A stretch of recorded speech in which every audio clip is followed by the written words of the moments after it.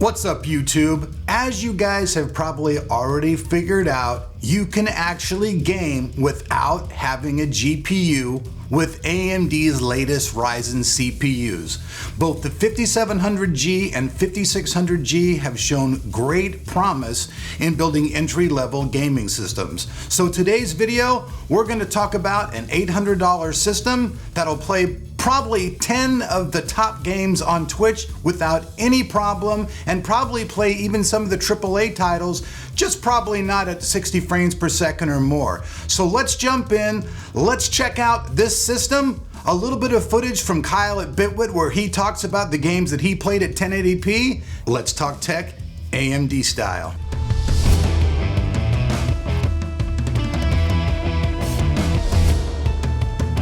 Did you just build yourself a brand new PC? Or did you just upgrade your old PC, but find you're in need of a Windows 10 key? If that's the case, your CD key has you covered. And buying, it's never been easier. All you do is go to your CD key website, find the Windows software that you want to buy, put it into your cart, enter the code TOT20, apply the code, save yourself some extra money, and as soon as you complete your purchase, the Windows 10 key will be in your inbox. There's no problems, it's really easy, and all keys are guaranteed to work, so you don't have to worry about losing your money, and you'll have a valid Windows 10 key to get your unit up and running. Alright, so before we jump into the video, I would ask a kindness of you people out there. Could you please like and share my video on social media? And if you like my style, please subscribe to the channel and hit that notification bell so that you know I'm making videos. Right now, you can actually build a system that'll play your games where you don't even have to buy an additional GPU, because we all know that the GPU market has been completely fracked for the last couple of years. And honestly, I'm so impressed by these new AMD CPUs that I'm trying to save my money so I can buy one and get one in here in the house so that I can have one of those systems just for myself, because I think it's so incredible. But for today, let's check out this system that me and a friend of mine, Travis, have put together for you guys that is about $800, and with a few changes, you can even make it even less. So first off, obviously, we're gonna be talking about the CPU, which would be the 5700G in this case. The CPU is about $369. But then there's other parts in this build as well. First of all, let's talk about the motherboard. The motherboard for this build is the Gigabyte B450M DS3HV2. A really nice motherboard from Gigabyte. AM4 chipset, supports both of these Ryzen CPUs. Now for the memory, we all know that AMD motherboards like really fast memory. So we have a nice 16 gigabyte kit. This is the PNY 16 gigabyte Accelerate Gaming Epic RGB DDR4 at 4000 megahertz. Next up, we have the case. The Antec NX400NX series. This is a mid-tower case. It's an ATX gaming case and has a cool, nice glass window to check out your build. Now, as far as the power supply, we chose the EVGA 210GQ0650V1. Now, this is an 80+ gold 650 watt semi-modular power supply, and it even falls within the parameters of those new crazy build requirements from the CEC from California, which is a whole nother ball of wax. Now, as far as the hard drive goes, we chose an NVMe hard drive because a lot of the games that are coming out now say that it's best to have an SSD, but you could actually change it out for a different drive and save a little bit of money, which we'll talk about a little bit later in the video. So we chose the Samsung MZ V8 V1 1TB AM980 SSD. Like I said, this is a 1TB M2 NVMe drive.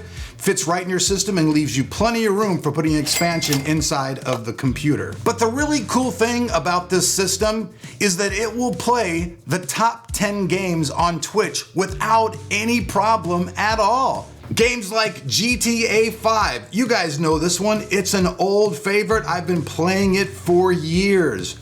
League of Legends, you guys know this one as well. Minecraft, one of the most popular games ever. Call of Duty Warzone, Apex Legends, Valorant, Fortnite, Dota 2, Counter-Strike Go, and Final Fantasy 16 Online. Now real quick, let's cut over to my buddy Kyle from BITWIT and let's check out some footage of the games that he played on his system, which is very similar to ours. CSGO, Dota 2, Minecraft, Overwatch, Rainbow Six Siege, Rocket League, Valheim, and Valorant. Whew, can't believe I got through those. The other reason I like these games for this test is because A, they're popular, so like millions of people are playing some of these games as we speak, and I wanted these games to be relevant to you guys. I didn't want to use some old ass games that no one's playing now, like Left 4 Dead 2 or something. I don't know, maybe there are still people playing that game, but you know what I mean. And then the other reason is because these are games that are well known to be relatively easy to run, fairly lightweight. I didn't want to throw like Cyberpunk in here and stuff because we already know that that's just going to tank and not a very realistic use case scenario. So hopefully you guys are happy with this benchmark suite. I think you're going to get a kick out of the performance, which we should look at right now. And here you can see that it is an average frame rate of 153 with a 1% low of 81. Not too shabby there right out of the gate. And with our quality setting, I was able to bump this game all the way up to 4K. 3840 by 2160p at max settings, and we were still getting 86 FPS on average with a 1% low of 50. Generally, I like to see the 1% low above 60 if possible, so we're always staying below that 16.666 millisecond frame time, but this is still really not bad, and the gameplay was buttery smooth even despite that. So overall, Minecraft gets an A. I'll give these games a subjective playability grade as we go along. So Minecraft gets an A+, honestly. It's able to run 4K on an APU. That's ridiculous. The next easiest game to run on this list was Valorant, and unlike Minecraft, this game is a fast-paced shooter that relies heavily on high refresh rates and high frame rates. That actually gives the player an advantage. So that's a bit more important here than it is in Minecraft. Fortunately, in performance mode, I was able to get away with 1080p, max settings, and still get away with a 197 average frame rate and a 1% low of 113. That's fantastic. In my opinion, more than enough speed for this game. If we step up to the quality focus scenario, I was actually able to get 1440p max settings with an average frame rate of 148 and a 1% low of 89. Still, with that 1% low, well above 60. I'm not seeing too many issues here. Very playable, extremely playable. This also gets an A in terms of playability with the 5700G. Next up on the list is CSGO. CSGO is a little bit more demanding than Valorant, actually quite a bit more demanding, but still relatively easy to run. And on the performance settings, I used 1080p medium, which still looks really good, and that gave us an average frame rate of 114 and a 1% low of 75. Very playable. I think CSGO, like a lot of these esports shooters, is a title that you really want, I would say, over 100 FPS if possible. That's usually ideal.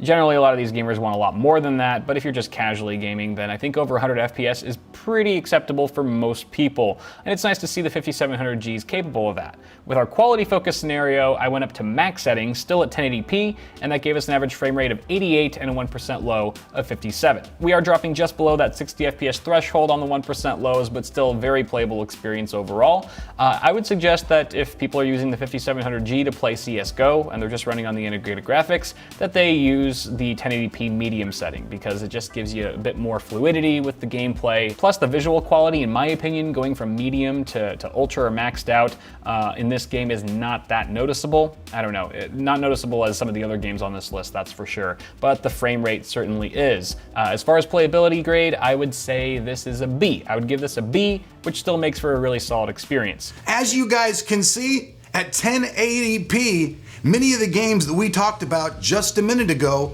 will actually play at up to 100 frames per second. This is actually incredible. Like I said before, right now, AMD is so far ahead of the game that Intel's probably grabbing their ankles and going, ouch, ouch, ouch, please grab the KY, please, please, please. Damn! Because they cannot keep up with AMD right now at all. And with these new onboard Vega graphics, things are just incredible. Now just imagine if AMD upgraded this chip with an RDNA 2 video card built on board. And what's even crazier is this APU is actually only 65 watts. Yeah, 65 watts for both your video card solution and your CPU all in one. And you guys can see that all of these games are being played. They look great, they play great. There's not a lot of stuttering. There's not a lot of staggering. The onboard graphics also support FSR, so games that have FSR support are going to look even better and do even better all around. So this is just, to me, a total win-win for Team Red. Now, the system that we built is about $800, but you can actually save quite a bit of money. If you don't need an 8-core, 16-thread CPU because you're not doing content creation whatsoever, you can use the 5600G. Save yourself $100 right off the bat. Right there. You also could use either a standard SSD, which you can save about $20 to $30 on, or you could use a hybrid drive.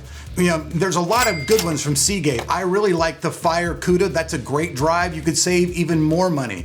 You could also go down to 8 gigabytes of RAM, and people are playing these with 3600 megahertz memory, which is even cheaper. The memory that Kyle used in his system was the 4400 megahertz memory. That stuff's actually really, really expensive. And what's even really cool about this system with the power supply is you could even put in the brand new 6600 XT that's coming out very soon. It supports smart access memory and all that stuff. So you could have yourself an even better system with just a few minor upgrades. So let me know what you guys think. Like I said, I'm trying to get my hands on these parts. I'm just kind of waiting for a check that's a little bit late for me. But as soon as I get it, I'm gonna be building a whole system myself, and then I'll bring that system to you guys as well. I wanna try to make a tricked out one and have my friend in LA, Anthony Reynolds, build it and then ship it out to me because he's just a great system builder. But at the end of the day, you guys can see, you no longer need a GPU to play a lot of today's really popular games, which, like I've said many times in this video, I just have to give 2 thumbs up to AMD for bringing these CPUs or APUs, however you want to call them, to the market. AMD is no longer using the term APU. I don't really know why, maybe because it has some association with past stuff that didn't do very well, but we can all see that this new Ryzen processor with the graphics on board is doing great. And like I said, this is Vega graphics, which is a little bit of an older chipset, but if they change this around to RDNA 2, just imagine the possibilities. I think that we'd probably see the wattage on the CPU go up a little bit, but at 65 watts, there's room for, you know, increased amount of watts that you could put in the system and still have no problem against your power supply. So we'll have links for all of these parts down below so you guys can check them out. And like I said, you can move a lot of stuff around and get this system even cheaper. The bottom line here is, with good memory, a decent hard drive, and with the 5700 or 5600G, you can have yourself a gaming computer without any additional GPU. And that's just totally awesome stuff. So once again, I thank you guys for watching Tech of Tomorrow. Peace out. Some of the links that we have are to Amazon. If you guys want to try Amazon Prime for free and get it on that free 2-day shipping, I'll have a link down below where you can try it for 30 days. And if you'd like to keep my site around, you could actually donate $1 to my Patreon site. I've got a link down below for that, as well as my music, and all of these things keep Tech of Tomorrow going around. By the way, one last note before I get out of here, I'll be giving you guys a health update. No amputations are necessary. My foot is healing. I'm gonna be good to go within 6 weeks and be back to my normal cheery self. So peace out. I love you guys. You're a great audience. I'll see you guys back here for more tech.